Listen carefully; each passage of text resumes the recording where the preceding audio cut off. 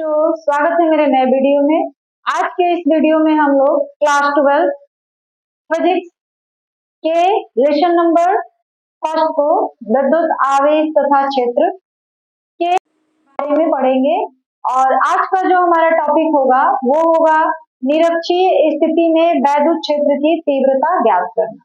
कल के वीडियो में हमने पढ़ा था कि किसी द्विध्रुव के कारण अक्षीय स्थिति में वैद्युत क्षेत्र की तीव्रता के लिए व्यंजक यानी समीकरण क्या होता है।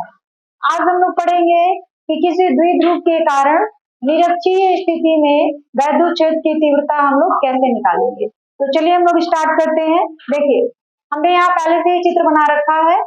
यहाँ पे एक द्विध्रुव है, द्विध्रुव जिसमें कल ही हमने आपको बताया था एक ऐसा सिस्टम, एक ऐसा निकाय जिसमें दो आवेश परिमाण में समान हो लेकिन उसकी प्रकृति जो है अलग अलग हो, 2L दूरी पर स्थित होते हैं। तो इस पूरे निकाय को ही हम लोग क्या कहते हैं, वैद्युत द्विध्रुव कहते हैं। अब इस वैद्युत द्विध्रुव के कारण किसी बिंदु पर उत्पन्न वैद्युत क्षेत्र की तीव्रता का मान आपको निकालना है। तो इसके लिए दो स्थितियां थी, एक था निरक्षीय स्थिति और एक है अक्षीय स्थिति और एक है निरक्षीय स्थिति। हम लोग अक्षीय स्थिति के बारे में कल डिस्कस किए थे और आज हम लोग निरक्षीय स्थिति के बारे में पढ़ेंगे। ये दोनों ही टॉपिक जो हैं एग्जाम के लिए काफी इंपॉर्टेंट है, चाहे अक्षीय स्थिति हो चाहे निरक्षीय स्थिति हो। अक्षीय स्थिति या निरक्षीय स्थिति लगभग हर साल पेपर में पूछा जाता है, ठीक है। तो एग्जाम के लिए ये दोनों ही टॉपिक बहुत ज्यादा इंपॉर्टेंट है, इसलिए इन दोनों टॉपिक को बिल्कुल अच्छे से आप लोग पढ़ लीजिएगा, समझ लीजिएगा। कोई भी कहीं दिक्कत होगी तो आप लोग कमेंट बॉक्स में जरूर पूछिएगा, हम उसकी पूरी कोशिश करेंगे सॉल्यूशन देने की, ठीक है। तो चलिए हम लोग स्टार्ट करते हैं। AB जो है एक वैद्युत द्विध्रुव है जो के परावैद्युतांक वाले माध्यम में रखा हुआ है। दोनों आवेशों के बीच की दूरी L है। ये वैद्युत द्विध्रुव AB जो है उसका मध्य बिंदु P है। देखिए हम जितनी बातें आपको बता रहे हैं ये सारी बातें जब आप एग्जामिनेशन हॉल में जाएंगे तो ये सारी बातें आपको लिखनी पड़ेगी कि AB जो है एक वैद्युत द्विध्रुव है जो के परावैद्युतांक वाले माध्यम में रखा हुआ है। कल जो निरक्षीय स्थिति में आपने लिखा था ना वही सारी बातें इसमें भी लिखनी है, ठीक है। सॉरी कल आपने अक्षीय स्थिति में जो लिखा था वही सारी बातें इसमें भी लिखनी है, क्योंकि कल हमने अक्षीय स्थिति पढ़ा था और आज हम लोग निरक्षीय स्थिति पढ़ रहे हैं। तो जो जो बातें आपने कल लिखी थी वही बातें आज भी आपको लिखनी है, इसलिए हमने यहाँ पे लिखा नहीं है, कल हमने लिखा था इसलिए छोड़ दिए हैं। बता दे रहे हैं, आप ध्यान से सुनिएगा और लिख लीजिएगा।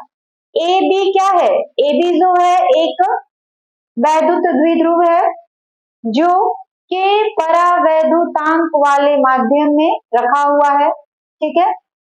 द्विध्रुव की लंबाई 2L है। द्विध्रुव की लंबाई हमेशा ही क्या होती है, 2L ली जाती है। तो द्विध्रुव की लंबाई 2L है। इसके मध्य बिंदु से, देखिए मध्य बिंदु O है, मध्य बिंदु के लंबवत O से यानी मध्य बिंदु से R दूरी पर, मध्य बिंदु है O से R दूरी पर एक बिंदु P स्थित है, जहां या जिस बिंदु पर हमें वैद्युत क्षेत्र की तीव्रता निकालनी है। आगे बात समझ में, इतनी बातें आपको लिखनी पड़ेंगी, क्लियर है। चलिए अब आपको बिंदु P पर वैद्युत क्षेत्र की तीव्रता का मान निकालना है और यहाँ पे बिंदु A पर एक आवेश -q रखा है, बिंदु B पर दूसरा आवेश +q रखा है। तो बिंदु P की दूरी दोनों आवेशों से पता होना चाहिए कि बिंदु P की -q आवेश से दूरी कितनी है और बिंदु P की +q आवेश से दूरी कितनी है। तो इसमें तो आपने लिखा नहीं है, वो आपको निकालना पड़ेगा। आप पाइथागोरस प्रमेय जानते होंगे। पाइथागोरस प्रमेय क्या होता है, कर्ण का स्क्वायर बराबर लंब का स्क्वायर प्लस आधार का स्क्वायर। तो उसी फॉर्मूले से हम लोग बिंदु P की माइनस क्यू से और बिंदु P की प्लस क्यू आवेश के बीच की दूरी को निकालेंगे। ठीक है, तो हम लोग लिखेंगे और दोनों ही दूरियां बराबर होंगे, तो हम लोग कैसे लिखेंगे देखिए, AP बराबर BP, और ये AP और ये BP दोनों जो है कण है, जो त्रिभुज है DOP उसका कण है ये। फिर जो त्रिभुज है AOP उसका भी कण यही है, और ये दोनों जो है आपस में बराबर होंगे। और कितने के बराबर होंगे, तो दोनों जो होंगे किसके बराबर होंगे, R स्क्वायर ये वाली दूरी लंब का स्क्वायर प्लस आधार का स्क्वायर। ठीक है, अगर आप ये अंडर रूट का साइन हटाना चाहते हैं, तो जब भी अंडर रूट का साइन हटाते हैं पावर कितना लग जाता है, 1/2। सबों को आना चाहिए, आता होगा, नहीं आता है तो जान लीजिए। जब भी हम लोग अंडर रूट का साइन हटाते हैं पावर 1/2 आ जाता है। जैसे मान लीजिए 4 का पावर अंडर रूट 4 ऐसे हमने लिखा है, तो इसको आप ऐसे लिख सकते हैं 4 का पावर 1/2। अंडर रूट 5 लिखा है तो इसको आप लिख सकते हैं 5 के पावर 1/2। अंडर रूट 8 लिखा है तो इसको आप लिख सकते हैं 8 का पावर 1/2। उसी तरीके से under root R square plus L square लिखा है तो इसको आप लिख सकते हैं R square plus L square का पावर 1/2। क्लियर हो गई बात, समझ आ गई है। चलिए अब आगे आगे देखिए क्या करना है, द्विध्रुव द्विध्रुव के आवेश, द्विध्रुव के आवेश प्लस क्यू के कारण वैद्युत क्षेत्र की तीव्रता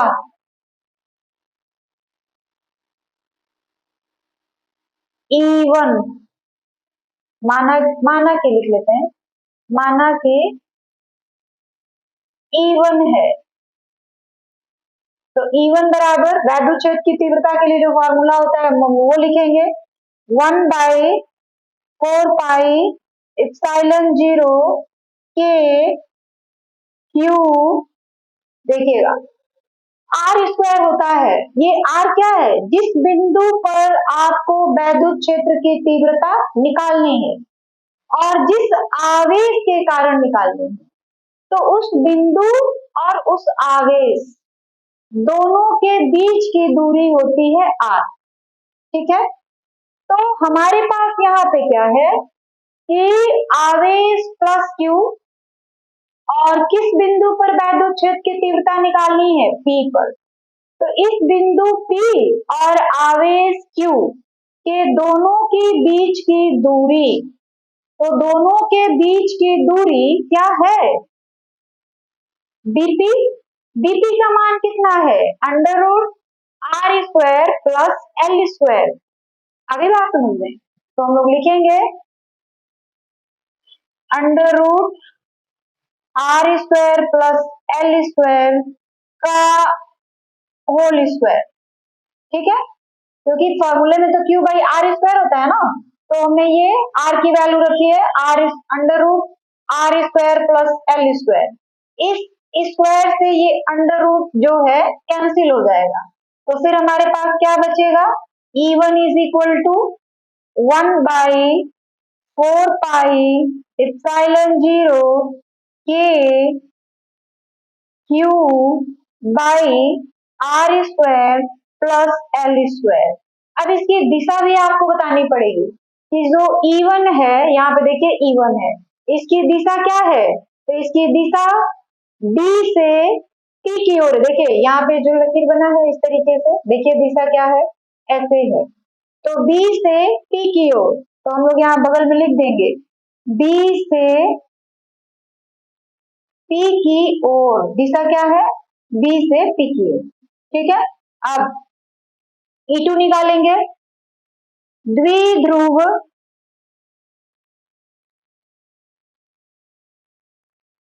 के आवेश -q के कारण वैद्युत क्षेत्र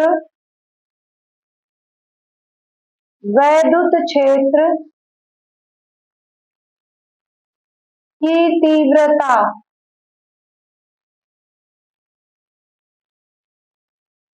E2 बराबर फॉर्मूला फिर लिखेंगे 1/4πε0 के। देखिए, -q आवेश के कारण हम लोग वैद्युत क्षेत्र की तीव्रता निकाल रहे हैं, तो q की जगह पे -q नहीं रखेंगे, वो तो केवल दिशा बता रहा है। आप बस उसका परिमाण रखिए, माइनस वाला नहीं रखेंगे, बस परिमाण यानी क्यूब हो जाएगा। और जब दिशा हम लोग बता देंगे कि इसकी जो भी दिशा है उसके विपरीत जो दूसरा वाला आवेश है उसके कारण वैद्युत क्षेत्र की तीव्रता बिल्कुल उसके विपरीत है, इसीलिए यहाँ पे माइनस साइन लगा हुआ है। अगर सेम डायरेक्शन में रहता तो माइनस साइन नहीं लगता। माइनस साइन बस ये बता रहा है कि E1 की जो दिशा है और E2 की जो दिशा है वो दोनों क्या है, एक दूसरे के विपरीत है, बस ये बता रहा है।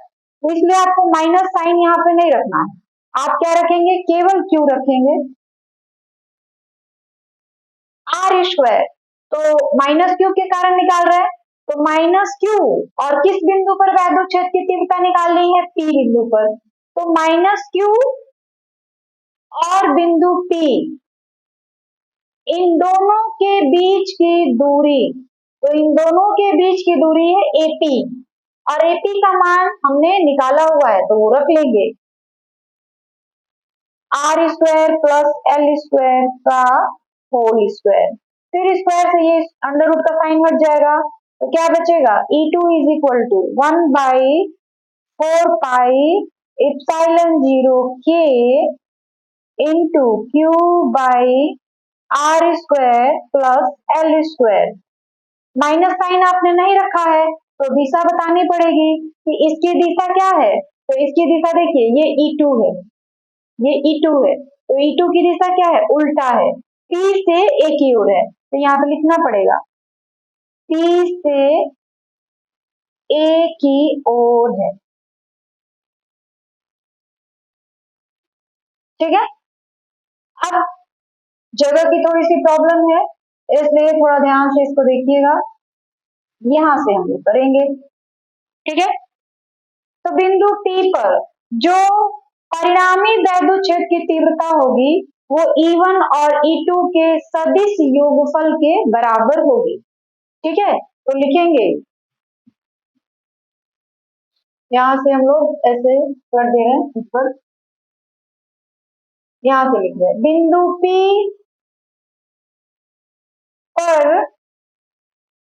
P पर परिणामी वैद्युत क्षेत्र की तीव्रता, वैद्युत क्षेत्र की तीव्रता E1 तथा E2 के सदिश योगफल, योग या योगफल के बराबर होगा।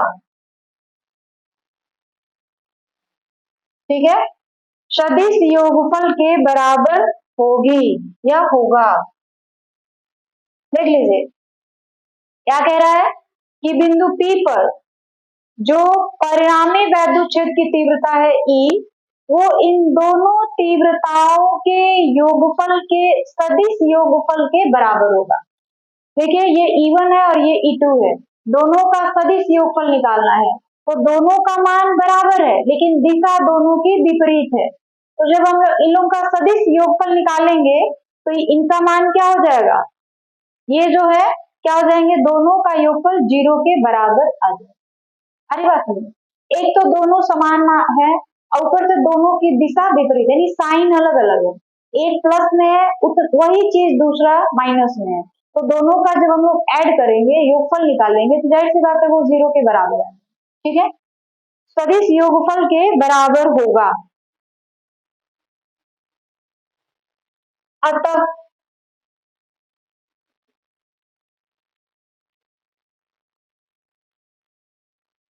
बराबर होगा, लेकिन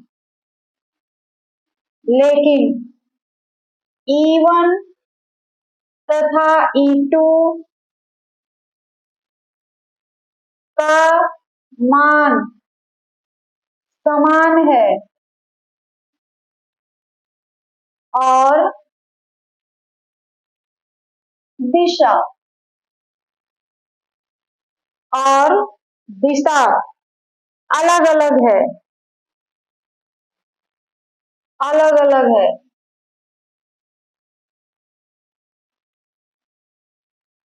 तो वैसे केस में अगर हम लोग योगफल निकालेंगे तो दोनों का मान क्या आ जाएगा, 0, तो हमको तो कुछ मिलेगा ही नहीं, तो 0 तो आना नहीं चाहिए, इसके लिए अब हमको कुछ और टेक्निक यूज करना पड़ेगा। तो हम लोग क्या करेंगे, जब 0 आ जाएगा तो हम लोग क्या करेंगे कि जो E1 और E2 है, मतलब जो E1 और E2 है, AB के लंबवत और क्षैतिज घटकों में इसको विभाजित कर देंगे। जो हमारा वैद्युत द्विध्रुव है AB, इसको लंबवत और क्षैतिज घटकों में विभाजित करेंगे। ठीक है, तो लिखेंगे परिणाम अतः अतः परिणामी तीव्रता का मान ज्ञात करने के लिए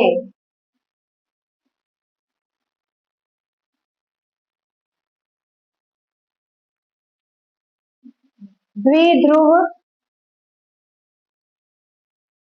AB को लंबवत और क्षैतिज घटकों में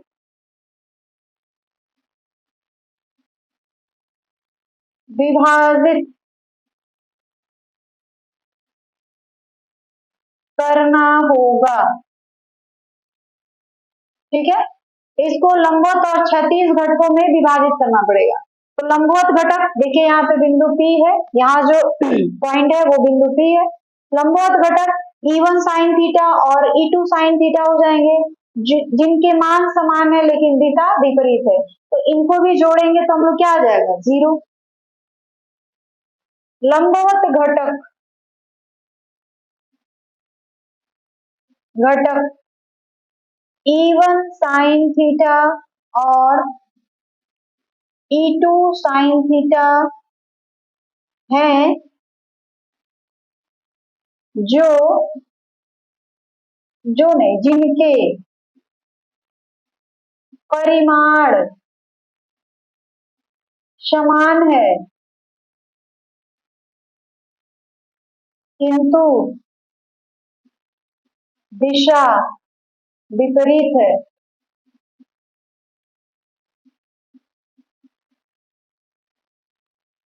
जब दोनों का मान समान है और जो दिशा है वो विपरीत है, तो ये दोनों जो होंगे एक दूसरे को क्या कर देंगे, निरस्त कर देंगे। यहाँ पे E1 रहेगा। ठीक है, दोनों एक दूसरे को क्या कर देंगे, निरस्त कर देंगे। अतः क्षैतिज घटक क्षैतिज घटक E1 cos थीटा और E2 cos थीटा एक ही दिशा में होंगे और इनका मान भी समान होगा। आई बात समझ में? लंबवत घटक E1 sine theta, E2 sine theta, एक का डायरेक्शन ऊपर की तरफ है, एक का डायरेक्शन नीचे की तरफ है, तो ऊपर वाला प्लस रहेगा, नीचे वाला माइनस रहेगा। तो जब हम लोग दोनों को जोड़ेंगे तो वो किसके बराबर आ जाएगा? 0 के बराबर आ जाएगा। तो वो एक दूसरे को निरस्त कर देंगे। बाकी क्या बचता है? क्षैतिज घटक या समांतर घटक। क्षैतिज घटक को आप समांतर घटक भी बोल सकते हैं, ठीक है। तो क्षैतिज घटक या समांतर घटक, देखिए E1 cos थीटा और E2 cos थीटा, जो दोनों एक ही डायरेक्शन में जा रहे हैं और दोनों का मान जो है वह भी समान है। तो इन दोनों को जोड़ेंगे तो ये तो एक दूसरे को काटेंगे नहीं, कट के 0 आएगा नहीं। तो जो वैद्युत क्षेत्र की तीव्रता होगी, उसका जो परिणामी तीव्रता होगी, वो क्या हो जाएगा? दोनों के क्षैतिज घटकों के योगफल के बराबर होगा, क्योंकि लंबवत घटक का योगफल तो शून्य आ चुका है। तो क्षैतिज घटक के योगफल लेना पड़ेगा आपको। अतः अतः परिणामी तीव्रता बराबर E बराबर E1 cos theta plus E2 cos theta, ठीक है। आप देखिएगा, फिर E1 बराबर E2, दोनों के मान आपस में बराबर है, तो हम लोग क्या कर दे रहे हैं? E1 cos थीटा और E2 की जगह पे भी E1 ही रख दे रहे हैं। दोनों का मान सेम है, तो चाहे तो आप E1 की जगह पे E2 रख लीजिए या फिर E2 की जगह पे E1 रख लीजिए। तो हमने यहाँ पे E2 की जगह पे E1 रख दिया, तो ये क्या हो गया? 2E1 cos थीटा, ठीक है। अब cos थीटा का मान निकालना पड़ेगा, तो cos थीटा का मान निकालने के लिए हम लोग को ट्रिगोनोमेट्रिक रेशियो में जाना पड़ेगा, त्रिकोणमितीय अनुपात जो होता है उसमें जाना पड़ेगा। तो इस त्रिभुज से हम लोग लेते हैं, cos थीटा का मान हम लोग यहाँ पे निकाल रहे हैं, ठीक है। त्रिभुज BPO या त्रिभुज APO, दोनों से आप निकालेंगे cos थीटा का मान सेम ही आएगा। तो त्रिभुज BPO से, त्रिभुज BPO से cos थीटा बराबर क्या होता है? आधार बटा कर्ण। तो देखिए BPO में आधार क्या है? ये है ना आधार OB बटा में कर्ण, देखिए कर्ण क्या है? BP। तो हमने रखा cos theta is equal to OB की वैल्यू क्या है? L, तो हमने L रखा।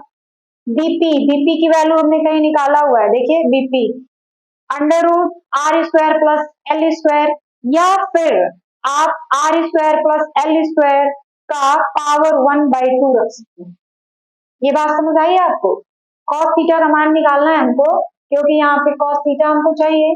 तो cos थीटा का मान आप चाहे तो त्रिभुज BPO से निकाल दीजिए या त्रिभुज APO से निकाल दीजिए।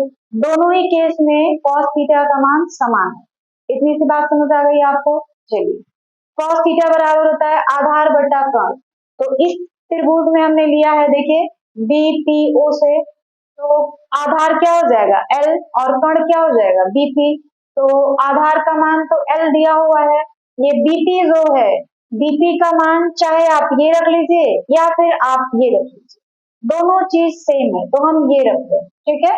हम लोग रखेंगे R square plus L square का पावर 1/2। ये बात समझ आई है कि 1/2 कहाँ से आ रहा है? तो ये जब अंडर रूट का साइन हम लोग हटाते हैं ना, तो वहां पे पावर आ जाता है 1/2। चलिए अब क्या करते हैं, तो ये हो गया 2E1। तो E1 की वैल्यू देखिए क्या है, चाहे E1 रखिए चाहे E2 रखिए, दोनों की वैल्यू तो सेम ही है। तो हमने E1 का मान यहाँ निकाला है, E2 का मान यहाँ निकाल रखा है। E1 और E2 दोनों सेम है, तो आप किसी की भी वैल्यू रख सकते हैं। तो हम लोग E1 का मान रखते हैं, तो E1 का मान क्या हो जाएगा? देखिए E1 का मान ये है 1/4πε0K इंटू कॉस थीटा, नहीं नहीं ये बाकी है भी, into Q by,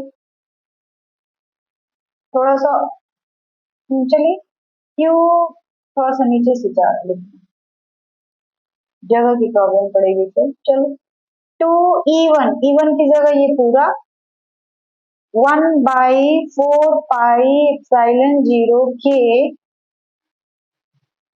Q/R² plus L²। अगर इसका हम होल पावर 1 कर दे तो कोई दिक्कत होगी आपको? कोई पावर अगर नहीं रहता है, जैसे मान लीजिए यहाँ पे x लिखा है तो x का कोई पावर नहीं है। अगर यहाँ पे कुछ पावर नहीं है तो हम लोग 0 नहीं 1 मानते हैं कि x का पावर 1 है। तो यहाँ पे R² प्लस L² का कोई पावर नहीं है, यानी R² प्लस L² का होल पावर 1 है। कोई दिक्कत है यहाँ तक आपको? कोई परेशानी नहीं? तो चलिए हम लोग आगे बढ़ते हैं। यहाँ 1 हो गया इनटू, अब आपको किसकी वैल्यू रख लेनी है? cos थीटा की। तो cos थीटा की वैल्यू हमने देख लीजिए यहाँ पे निकाल रखा है, ये है हमारा cos थीटा का मान। तो cos थीटा का मान देख लीजिए, यही रखा है, रख लीजिए L/R² प्लस L² का पावर 1/2। ये लाइन समझ आई है? हमने कुछ नहीं किया है, क्या किया है? 2, अब दोनों को जोड़ेंगे तो 2E1 cos थीटा ही ना आएगा, ठीक है। E1 का मान हमने यहाँ से उठा के रख दिया ये, और cos थीटा का मान हमने यहाँ पे निकाला हुआ है वो रख दिया। अब आगे क्या होगा वो देखते हैं। तो सबसे पहले 2QL को हम लोग एक साथ कर लेते हैं, क्योंकि आपको भी पता है और हमको भी पता है कि 2QL क्या होता है? वैद्युत द्विध्रुव आघूर्ण होता है। और वैद्युत द्विध्रुव आघूर्ण को हम लोग किसे दिखाते हैं? P से, यानी 2QL किसके बराबर हो जाएगा? P के बराबर, ठीक है। तो यहाँ पे हम लोग लिखेंगे since 2QL is equal to P। तो हमने ये कर लिया। तो ऐसा करते हैं, पहले 1/4πε0K इंटू 2 यहाँ रहने दीजिए, थोड़ी सी एक लाइन और बढ़ेगी, 2 यहाँ रहने देते हैं। Q और L को हम लोग एक साथ कर दे रहे हैं, और देखिए R² प्लस L² का whole power 1 into R² plus L² का होल पावर 1/2। दोनों के बीच में क्या जुड़ा हुआ है? मल्टीप्लाई। तो मल्टीप्लाई जब होता है, बेस समान रहता है, पावर अलग अलग रहता है, तो पावर को हम लोग क्या कर देते हैं? जोड़ देते हैं। जैसे देख लीजिए यहाँ पे एक एग्जांपल समझिए, x+5 का पावर 3 इंटू x+5 का पावर 15, दोनों का बेस सेम है, तो पावर क्या हो जाएगा? x+5 का होल पावर 15 प्लस 3 18। आ रही बात समझ में? तो उसी बेस पे इन दोनों पावर को हम लोग जोड़ देंगे। तो एक है 1 और एक है 1/2, तो 1 प्लस 1/2 कितने के बराबर हो जाएगा? 2 प्लस 1/2, इट मीन्स 3/2। 1 प्लस 1/2 कितना हो गया? 3/2। तो अब इन दोनों को हम लोग पावर को क्या कर देंगे? जोड़ देंगे। तो लिखेंगे R² प्लस L² का होल पावर 3/2। ये लाइन समझ आई आपको? कोई दिक्कत? कोई दिक्कत नहीं है, आगे बढ़े। चलिए अब आगे बढ़ते हैं। अब हम लोग क्या करेंगे? 1/4πε0 को इसी तरह रहने दीजिए,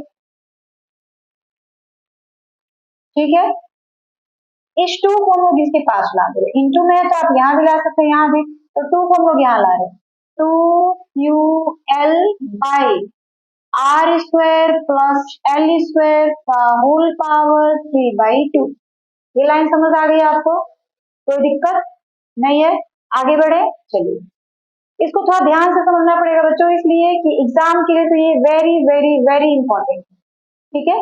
इसलिए बड़े अच्छे तरीके से इसको समझिएगा। अब ये क्या हो गया? देख लीजिए, आपको नीचे तक दिखाई पड़ रहा है? यहाँ तक कोई दिक्कत नहीं ना है? दिख जाएगा। चलिए तो ये हो जाएगा 1/4πε0K और 2QL। तो 2QL किसके बराबर होता है? P के बराबर होता है। तो हम लोग यहाँ पे क्या रख लेंगे? P रख लेंगे। P by R square plus L square का होल पावर 3/2। ठीक है, तो यहाँ बगल में रीजन डालिए कि आपने 2QL को क्यों हटा दिया, क्यों वहां पे आपने P लिखा, तो ये बगल में आपको रीजन डालना पड़ेगा। इसलिए कि P इज इक्वल टू होता है 2QL, हमने इसलिए रखा है, अपने मन से आपको कुछ भी नहीं रखना है। अब हम लोग क्या करेंगे, यहां से लगाएंगे इस सवाल को, यहां तक हो गया। अब यहां से लगाया जाएगा, यहाँ इतने दूर में लगाया जाएगा। ठीक है, अब देखिए क्या किया जाएगा। यदि यदि द्विध्रुव द्विध्रुव काफी छोटा हो जाए तब, काफी छोटा हो जाए तब, काफी छोटा हो जाएगा तब क्या हो जाएगा, देखिए द्विध्रुव अभी इतना बड़ा है ए बी, द्विध्रुव अगर यहाँ पे रहे ए और यहाँ पे रहे बी, ऐसे रहे, तब क्या हो जाएगा, एल का मान कितना हो जाएगा, बहुत ही छोटा, बहुत ही एकदम मतलब स्मॉल हो जाएगा, छोटा हो जाएगा।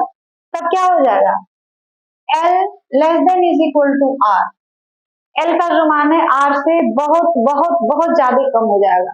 इसलिए एल को हम लोग क्या कर सकते हैं, इग्नोर कर सकते हैं, छोड़ सकते हैं।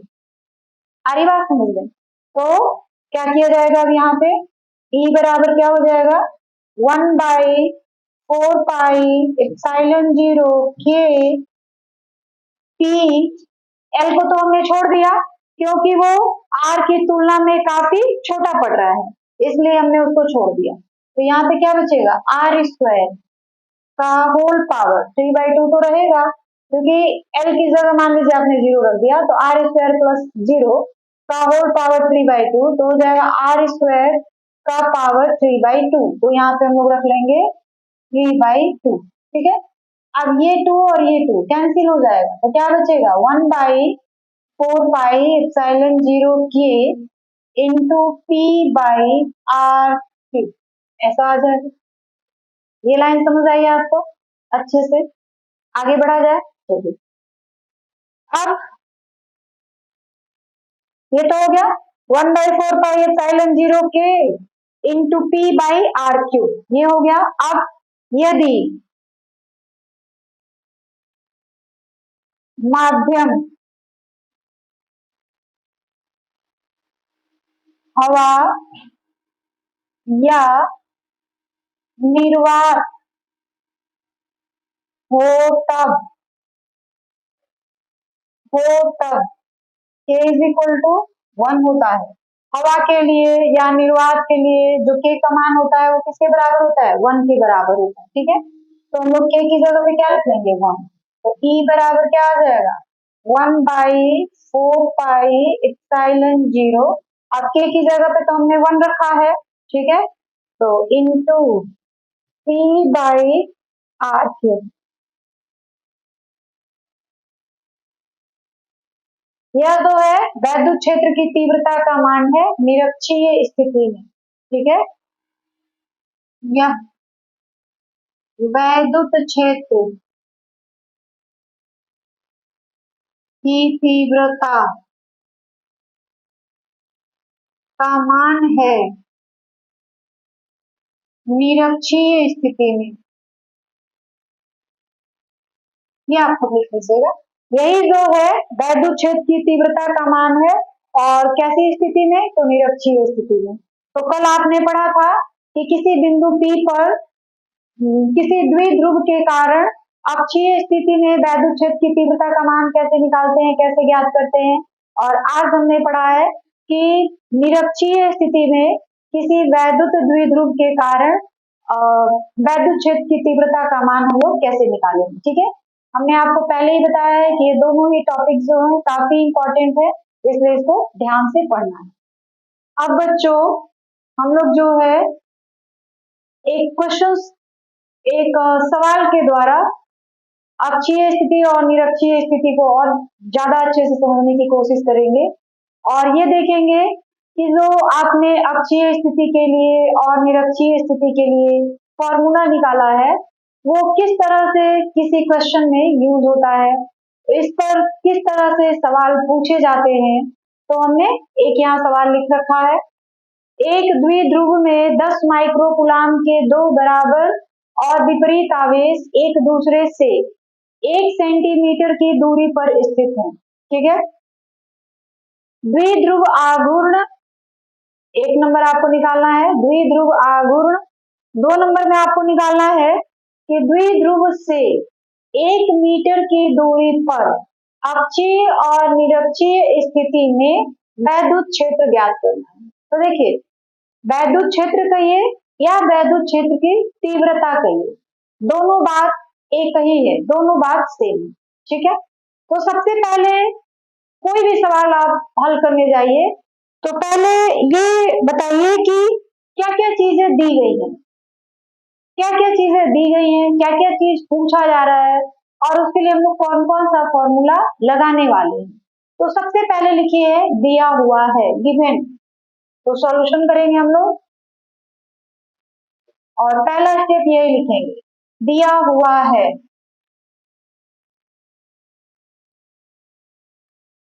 ठीक है, क्या क्या दिया है, एक द्विध्रुव में 10 माइक्रोकूलाम के दो बराबर और विपरीत आवेश हैं और दोनों के बीच की दूरी कितनी है, 1 सेंटीमीटर है। 1 सेंटीमीटर मतलब उसको आपको मीटर में कन्वर्ट करना पड़ेगा। तो पहले लिखिएगा Q1 बराबर Q2 इज इक्वल टू 10 माइक्रोकूलाम। माइक्रोकूलाम को जो कुलाम का एसआई मात्रक, सॉरी आवेश का एसआई मात्रक है कुलाम, उसमें बदलना पड़ेगा। यानी माइक्रो कुलाम को हमको किस में बदलना है, कुलाम में। तो कुलाम में बदलने के लिए हम लोग क्या करते हैं, 10 टू द पावर -6 से मल्टीप्लाई करते हैं। तो लिखेंगे Q1 बराबर Q2 is equal to 10 into 10 के पावर -6 कूलाम। आगे बात समझ में, हमने क्या किया, 10 टू द पावर -6 से इंटू कर दिया तो ये कूलाम में हो गया। अब देखिए हमारा द्विध्रुव ऐसा है, यहाँ पे A, यहाँ पे B, ये है Q1, ये है Q2 और इसके बीच की जो दूरी है वो होती है किसके बराबर, 2L के बराबर। यानी 2L का मान दे दिया है 1 centimetre. 2L is equal to 1 centimetre. तो 2L is equal two centimetre है, तो सेंटीमीटर को मीटर में बदलने के लिए क्या करते हैं, 100 से भाग देते हैं। तो 100 से भाग ऐसे ही ना देंगे, तो आप इसको ऐसे भी लिख सकते हैं 10 टू द पावर -2 मीटर। तो ये तो 10 टू द पावर -2 मीटर हो गया 2L का मान। अब आपको क्या क्या चीजें निकालनी है वो देख लीजिए पहले। द्विध्रुव आघूर्ण, अभी हमने आज नहीं कल हमने पढ़ाया था, या आज भी कहीं आया था बीच में। द्विध्रुव आघूर्ण को हम लोग किससे दिखाते हैं, P से, और P बराबर क्या होता है, Q इंटू 2L या 2QL, ये भी लिख सकते हैं। ठीक है, तो द्विध्रुव आघूर्ण पहला P बराबर क्या होगा, 2QL, या आप ऐसे भी लिख सकते हैं Q इंटू 2L, ये भी लिख सकते हो। ठीक है, तो क्यूब का मान कितना मिला है हमको देख लीजिए, दोनों तो बराबर ही है, Q1 और Q2, कोई भी एक रख लीजिए। 10 इंटू 10 टू द पावर -6 और 2L का मान कितना है देख लीजिए, 1 into 10 to the power -6, 1 into 10 to the power -6। ठीक है, सॉरी -6 नहीं -2, बात समझ आई है। क्यूब का मान ये हो गया, L 2L का मान ये हो गया। अब इन दोनों को हमको मल्टीप्लाई करना है, तो देखिए 10 इंटू, पहले माइनस वाले को जोड़ दीजिए, -6 और -2 -8। अब -8 में से 1 माइनस कर देंगे तो 10 टू द पावर -7, और इसका मात्रक क्या होगा, Q के लिए होता है कूलाम और दूरी के लिए होता है मीटर, तो इसका मात्रक हो जाएगा कूलाम मीटर। ठीक है, द्विध्रुव आघूर्ण निकल गया कितना, 10⁻⁷ कूलाम मीटर। अब दूसरा, द्विध्रुव से 1 मीटर की दूरी पर अक्षीय और निरक्षीय स्थिति में वैद्युत क्षेत्र, अक्षीय स्थिति में भी और निरक्षीय स्थिति में भी। तो देखिए 1 मीटर की दूरी पर, तो R की वैल्यू दे दी गई है, R की वैल्यू कितनी दी गई है, 1 मीटर। दूसरा, अक्षीय स्थिति में, अक्षीय स्थिति में वैद्युत क्षेत्र,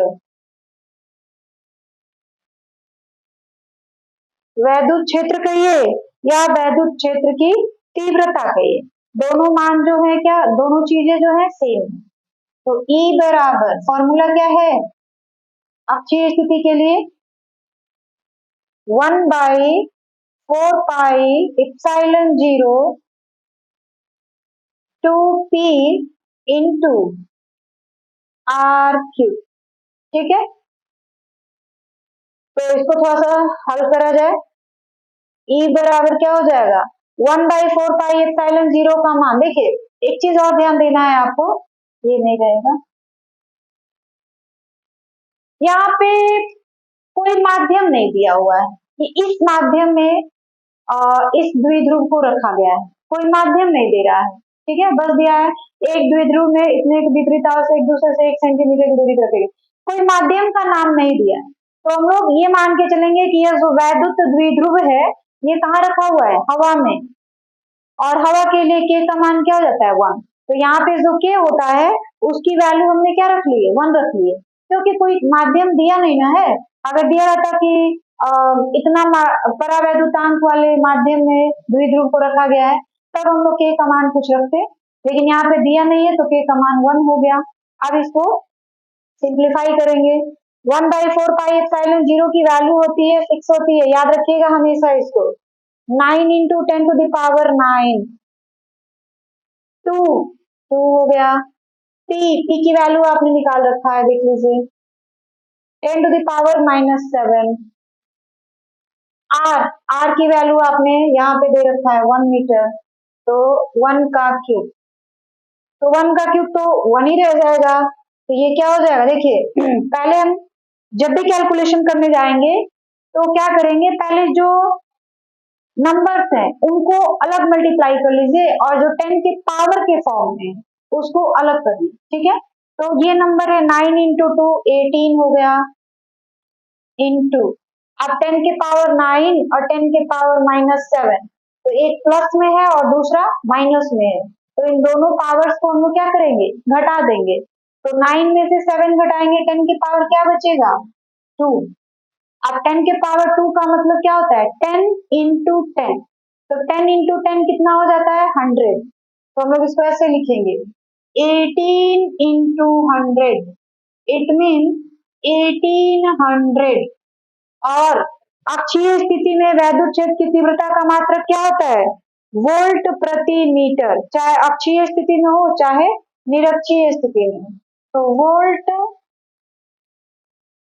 प्रति मीटर, ये हो गया अक्षीय स्थिति में वैद्युत क्षेत्र का मान। अब हम लोग निरक्षीय स्थिति में निकालेंगे, निरक्षीय स्थिति में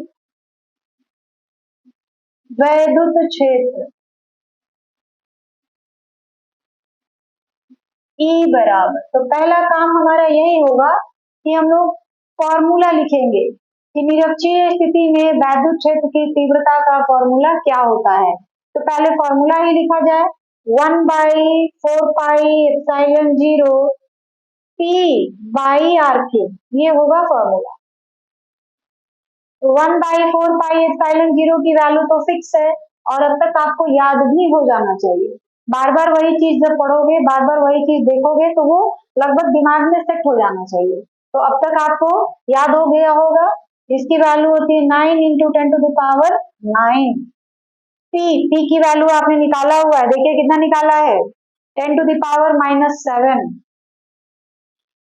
और r3 1 हो जाएगा तो वो वही रह जाएगा, 9 ठीक है, 10⁻⁹ और 10⁻⁻7, 10⁻², 10⁻² का मतलब हो गया 10 × 10 यानी 900 वोल्ट मीटर। तो इस तरीके से एग्जाम में जो सवाल होते हैं अक्षीय स्थिति या निरक्षीय स्थिति पर इस तरीके से पूछे जाते हैं, और हम लोग जो अक्षीय स्थिति का फॉर्मूला है, जो निरक्षीय स्थिति का फॉर्मूला है, इस तरह से उसको हम लोग किसी भी सवाल में अप्लाई करते हैं। ठीक है, और देख लीजिए अगर कहीं भी कोई प्रॉब्लम हो, कहीं भी कोई दिक्कत हो तो आप कमेंट में जरूर हमसे पूछिएगा, पूरी कोशिश करेंगे कि उसका हम जवाब आपको दे सकें। ठीक है, चलिए बच्चों, अब हम लोग अगले टॉपिक की ओर चलते हैं, और हमारा अगला टॉपिक है द्विध्रुव पर लगने वाला बल। अभी तक हमने यही जाना कि जो वैद्युत द्विध्रुव है उसके लिए वैद्युत क्षेत्र की तीव्रता हम लोग कैसे निकालते हैं। वैद्युत क्षेत्र की तीव्रता हमने दो स्थितियों में निकाला, अक्षीय स्थिति और निरक्षीय स्थिति। अब हम लोग ये देखेंगे, फिर हमने इस पे एक सवाल भी किया हुआ है। अब हम लोग आगे एक नया टॉपिक पढ़ रहे हैं, और उस नए टॉपिक का नाम है द्विध्रुव पर लगने वाला बल। ठीक है, तो द्विध्रुव पर लगने वाला बल क्या है, देखिए ए बी एक वैद्युत द्विध्रुव है, ए बी एक वैद्युत द्विध्रुव है।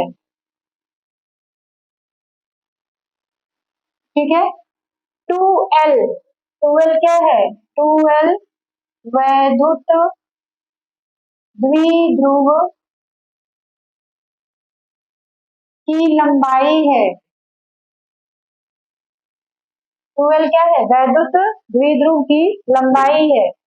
O वैद्युत द्विध्रुव का मध्य बिंदु है।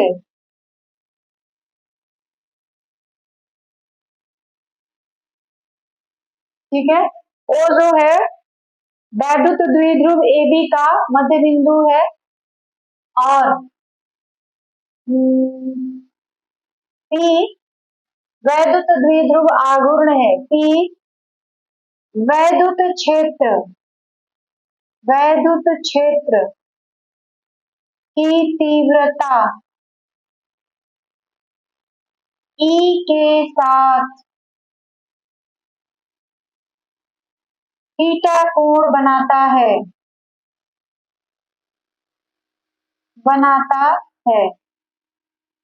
ठीक है, अब वैद्युत क्षेत्र के कारण वैद्युत क्षेत्र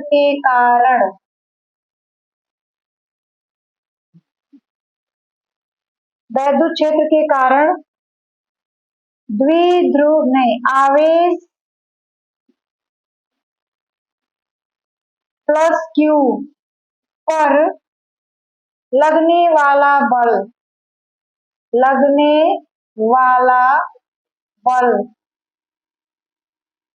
F1 बराबर, देखिए F1 बराबर QE,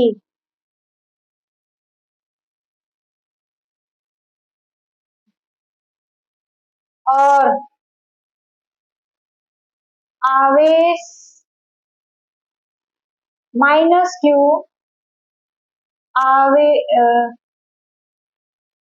पर लगने वाला बल चित्र में लिखा हुआ है F2 बराबर माइनस QE। देख लीजिए, Q पर जो बल लग रहा है QE, और F2 पर जो बल लग रहा है माइनस QE। यहां से अब लिखेंगे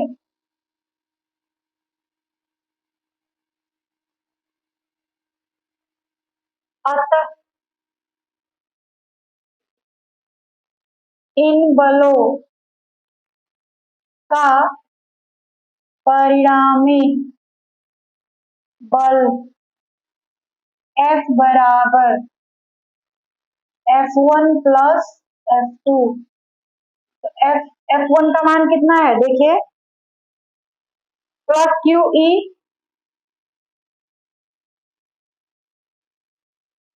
और F2 का मान कितना है -QE, ये क्या हो जाएगा 0। अतः द्विध्रुव अतः द्विध्रुव पर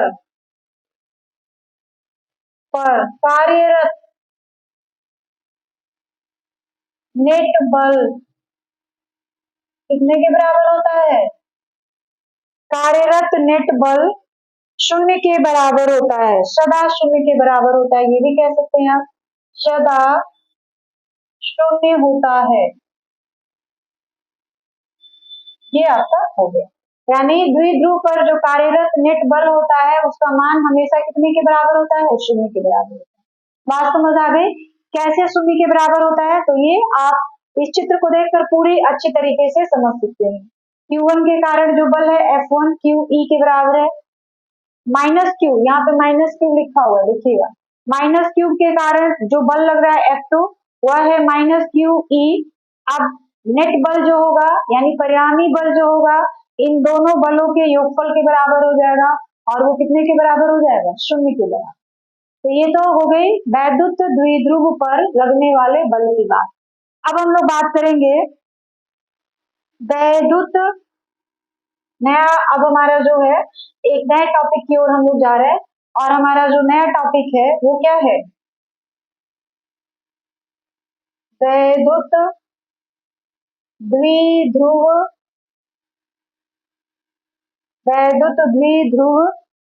पर बल आघूर्ण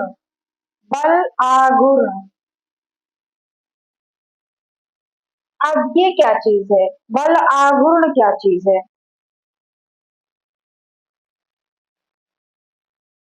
ठीक है, तो देखिए ये हमारा एक फिगर यही रहेगा, बल आघूर्ण के बारे में या द्विध्रुव पर लगने वाले बल के बारे में आपसे पूछा जाएगा तो चित्र आपका यही रहेगा।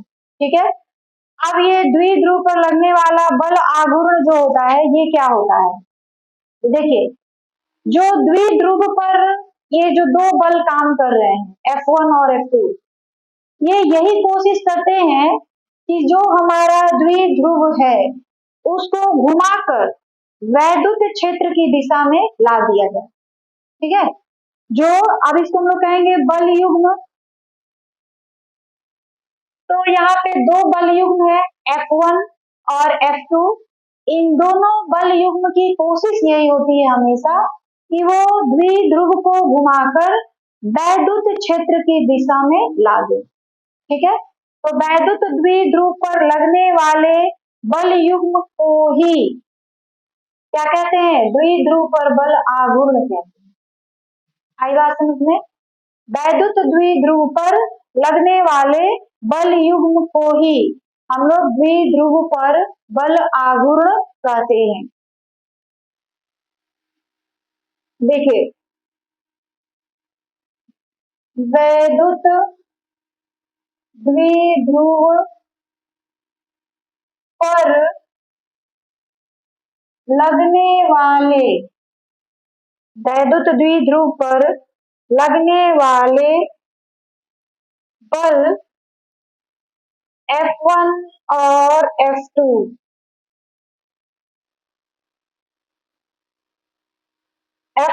और F2 द्विध्रुव को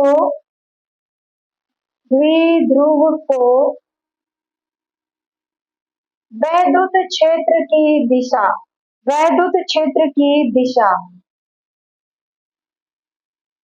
और वैद्युत क्षेत्र की दिशा क्या है? देखिए ये है वैद्युत क्षेत्र की दिशा में लाने का प्रयास करते हैं। तो इस प्रत्यानयन या द्विध्रुव को E की दिशा में लाने का प्रयास करते हैं, तो इस बल युग्म को ही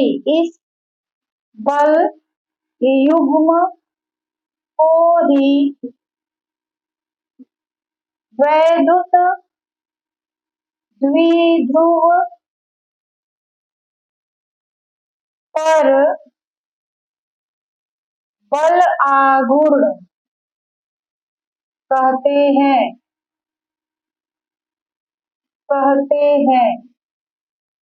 बलयुग्म, या यहाँ पे एक और शब्द आप यूज कर सकते हैं, प्रत्यानयन बल।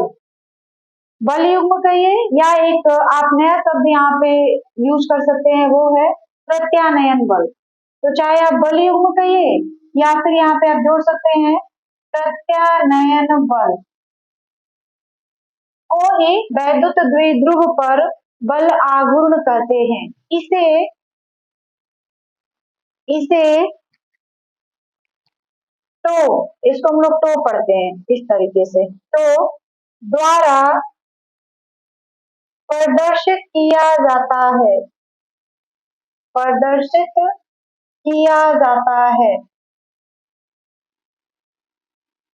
ठीक है। यानी जो द्विध्रुव पर बल आघूर्ण होता है उसको हम लोग किससे दिखाते हैं, टो से दिखाते हैं। और टो के लिए कोई फॉर्मूला, तो फॉर्मूला है टो बराबर, या इसी को हम लोग कहेंगे बल आघूर्ण बराबर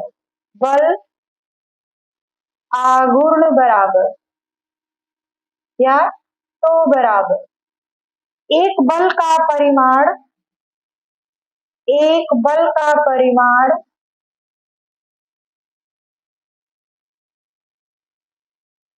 इनटू दोनों बलों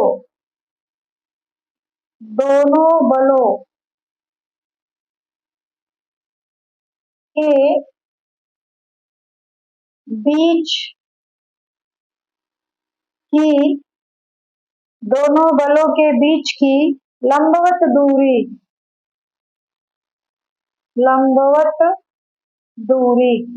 जो बीच की लंबवत दूरी होगी वो ली जाएगी, ठीक है। तो बल आघूर्ण को हम लोग किससे दिखाते हैं, टो से दिखाते हैं, देख लीजिए।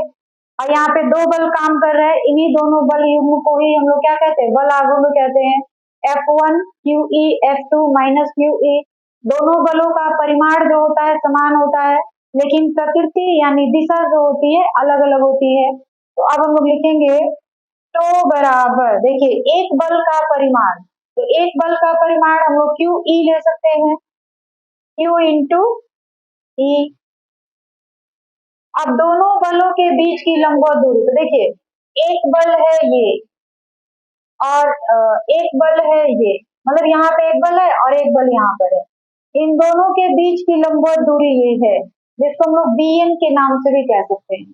तो BN लिख सकते हो, बीच की लंबवत दूरी को BN, ये है, देखिए चित्र में देख लीजिए, लंबवत दूरी ये है BN, हमने BN लिखा। अब BN का मान क्या होगा वो रखना पड़ेगा, तो ये हो जाएगा QE इंटू BN का मान हम लोग कैसे निकालेंगे, तो यहाँ पे हम साइड में बना रहे त्रिभुज BABN से, ए नीचे से ABN से साइन थीटा बराबर क्या होता है, लंब बटा कर्ल होता है ना। तो देखिए ये आपका लंब हो जाएगा BN, तो लंब हम लोग लिखेंगे BN, और कर्ण क्या लिखोगे, कर्ण है हमारा, देख लीजिए ये 2L, ये हो गया 2L, ठीक है। हमको किसका मान निकालना है, हमको मान निकालना है BN का, तो BN बराबर क्या हो जाएगा, BN बराबर हो जाएगा 2L साइन थीटा। तो अब BN की जगह हमको क्या रख लेंगे यहाँ पे 2L साइन थीटा। अब ये क्या होगा, देखिए 2L इंटू क्यू, तो हम एक साथ कर दें इनको, 2L या Q into 2L into E sine theta. अब ये Q इंटू 2L किसके बराबर होता है, अभी आप पढ़े हैं, अक्षीय स्थिति में भी था, निरक्षीय स्थिति में भी था, Q इंटू 2L जो होता है P के बराबर होता है, और ये E इंटू साइन, कुल मिला के टो बराबर क्या हो गया, PE साइन।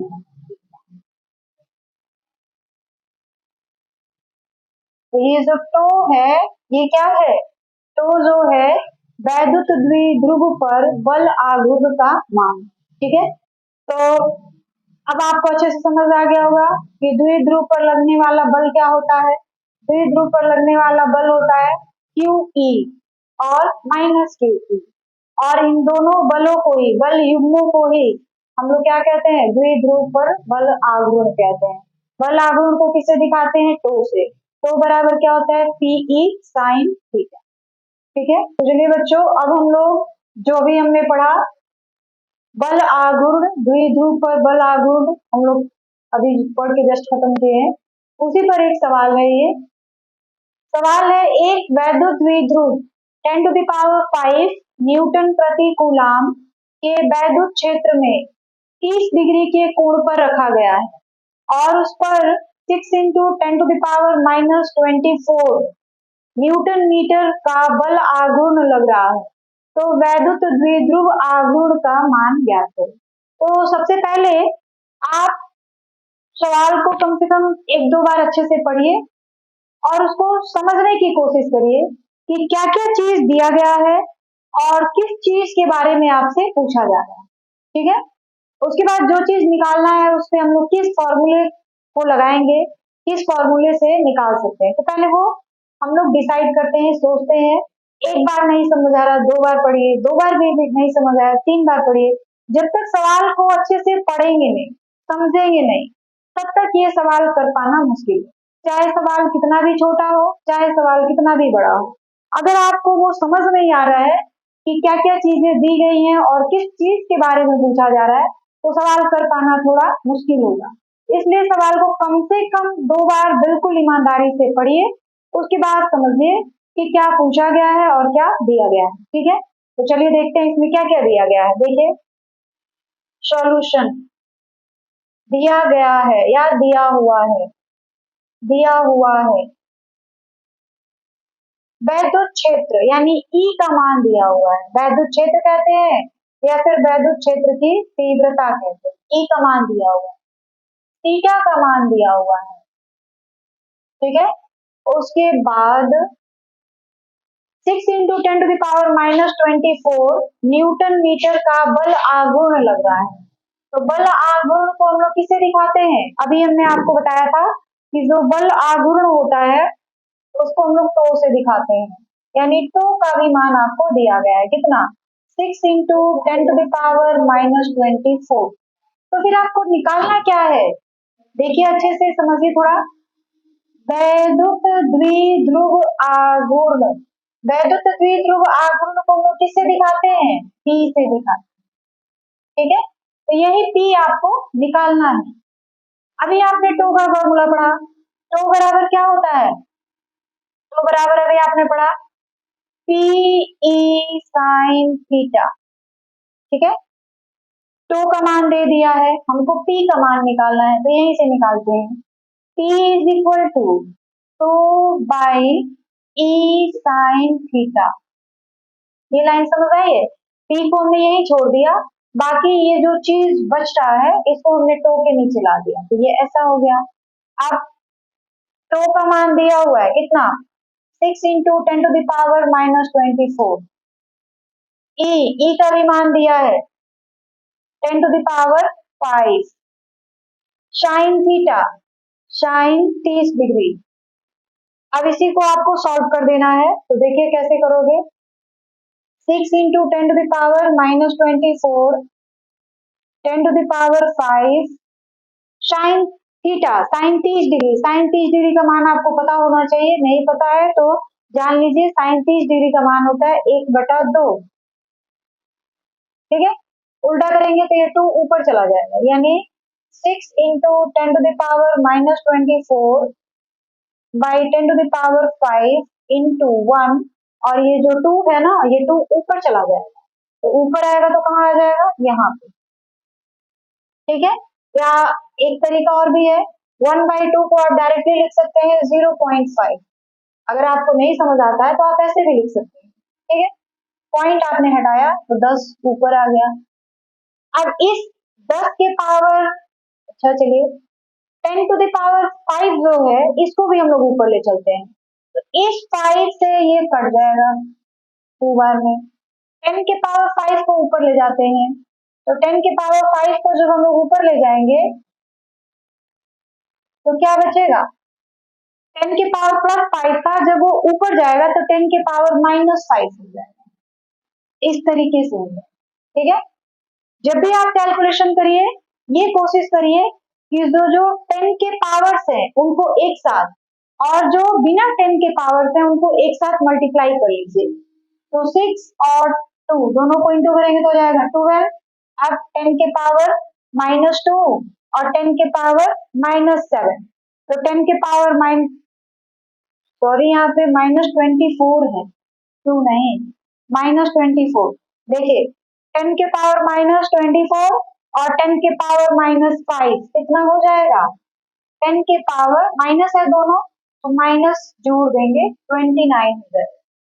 आधी बात समझ में, देखिए 10 के पावर -24 और 10 के पावर -5 दोनों पावर्स को हमने क्या कर दिया, ऐड कर दिया, तो हो गया 10 के पावर -29।